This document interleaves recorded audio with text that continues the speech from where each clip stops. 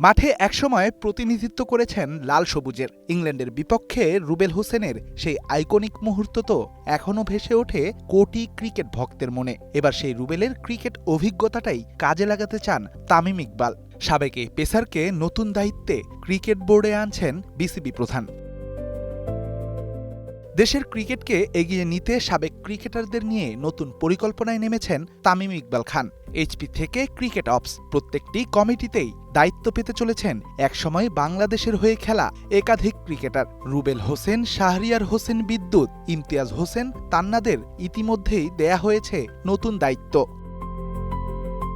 প্রায় এক যুগ টাইগার জার্সি গায়ে মাঠ মাতিয়েছেন রুবেল হোসেন। ২৭ টেস্ট, ১০৪ ওডিআই আর ২৮টি টি-২০ ম্যাচ খেলে নিয়েছেন ১৯৩ উইকেট। রুবেল এক্সপ্রেস খ্যাত এই সাবেক ক্রিকেটারকে দেয়া হয়েছে বিসিবির এইচপি কমিটির জয়েন্ট মেম্বার্স সেক্রেটারি দায়িত্ব।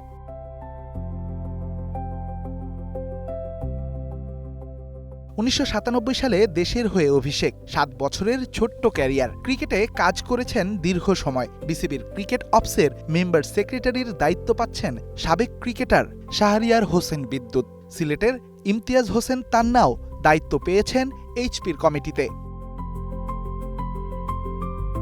মাঠের অভিজ্ঞতা এবার কাজে লাগবে ক্রিকেটের উন্নয়নে। সাবেকদের অভিজ্ঞতা আর নতুনদের উদ্যমে দেশের ক্রিকেটকে এগিয়ে নেয়ার পরিকল্পনা তামিম ইকবালের।